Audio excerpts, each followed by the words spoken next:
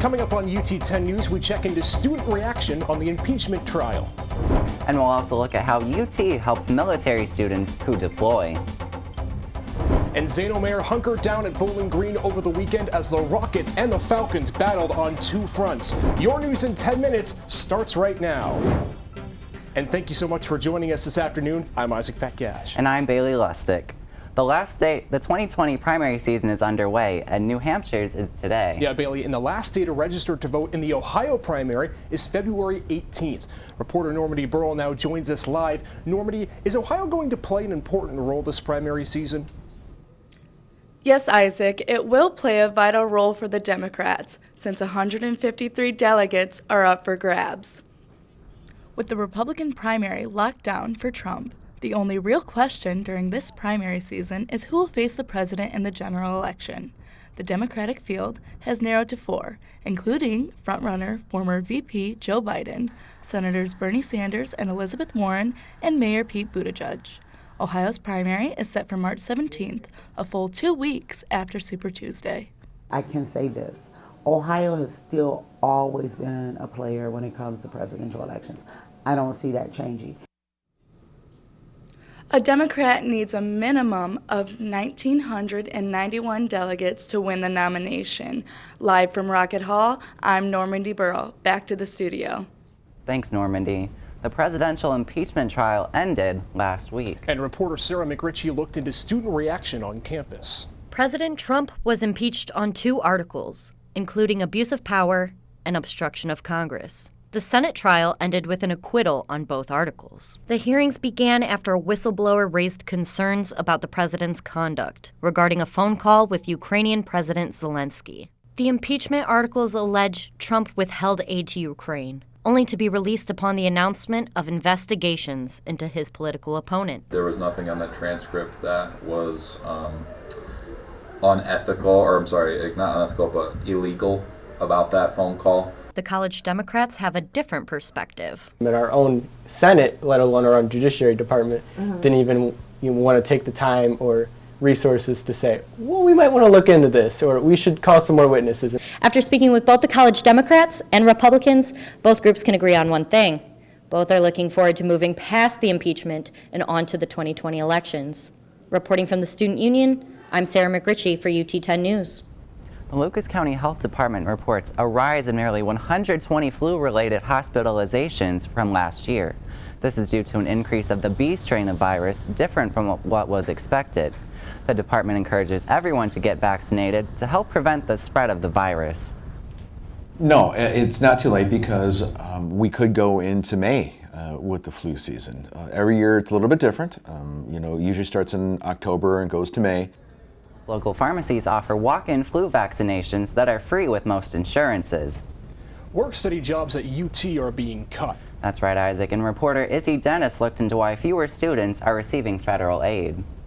The UT work-study and student employment programs are hiring fewer students because of eligibility issues. These requirements include annual income, registration status, and job availability. Annual student employees are prioritized over others in the work-study program. This is because UT does not hire new student workers when school is not in session. Every semester, students must place themselves on a request list in order to return to their position.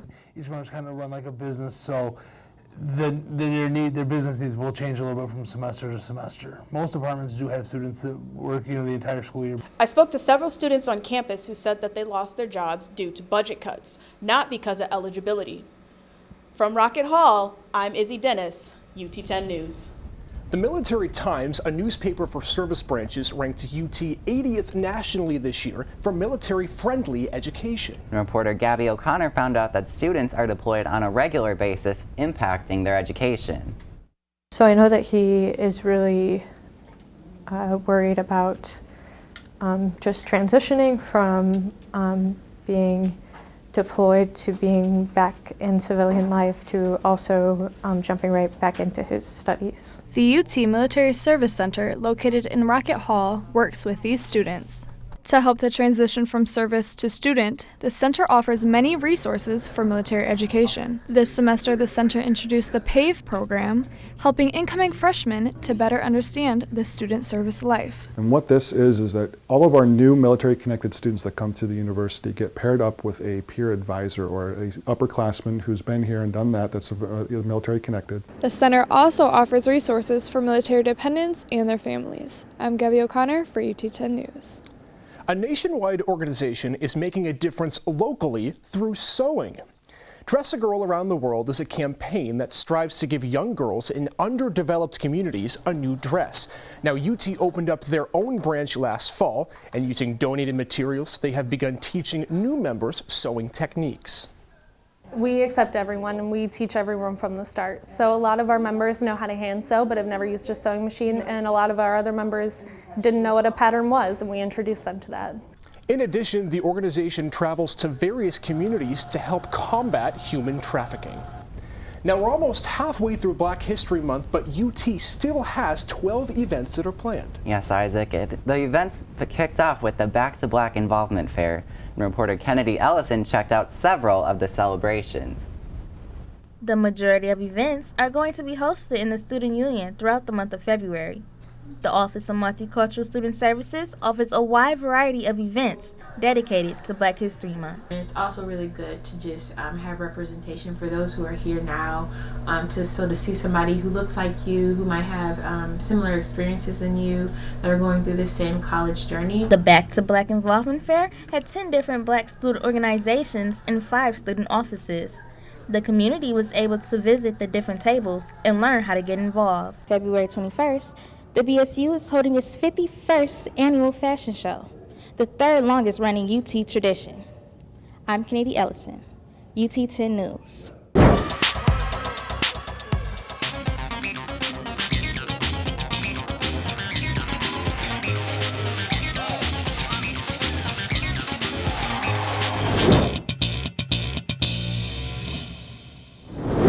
I'm Zane Omer, and this is your UT10 Sports Report.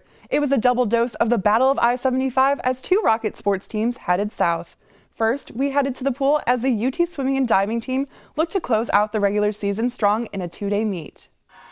On day 1, the Rockets had a strong start during the 400 IM when Lauren Kilgore finished first with a time of just under 4.5 minutes. This was over 4 seconds better than her seed time. Then during the 100 fly, senior Duda Sales took home the gold, finishing the race in just under a minute. Next, junior Izzy Jones continued her stellar season by winning 2 races, here in the 200 freestyle, and then on day 2 in her 1,000 meter freestyle, she almost set a pool record and won by 27 seconds. Over on the diving board, Joelle Goulet led the way for the Rockets, finishing 3rd overall in the competition.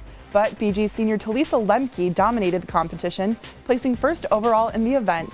Despite the diving victories, it wasn't enough for BG as the Rockets defeated the Falcons 286 to 234. I think we started out well, but I think as the meet went on and the momentum built, we ended a lot better, and we really had some amazing swims tonight.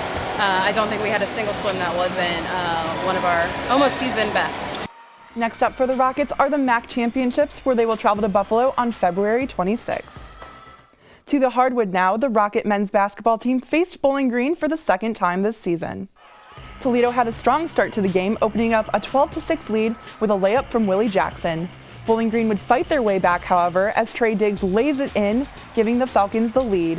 BG continued to play aggressively as Justin Turner nails a 3. The Rockets would go into halftime trailing 43 to 35. In the second half, Dylan Alderson passes to Luke Kanapke, claw their way back into the competition, hitting one from downtown. Soon after, Willie Jackson throws it down for an easy 2. The Rockets and Falcons were tied with 25 seconds left until Matisse Kulikowski puts back the rebound. UT had a chance to get shot off as time expired, but were unable, falling 85 to 83. This team has everything going against them, and they've stayed together. That doesn't happen, fellas. That doesn't happen. Are back home tonight at 7 p.m. when they take on Miami. And that's it for UT 10 News. For the latest breaking news from campus and bios from all UT 10 reporters, go to our website, ut10news.com. And remember, you can watch the live cast of our newscast every Tuesday at noon on our YouTube channel. And be sure to follow us on Twitter and social media for all the latest breaking news and information. Have a great week, and we'll see you next week.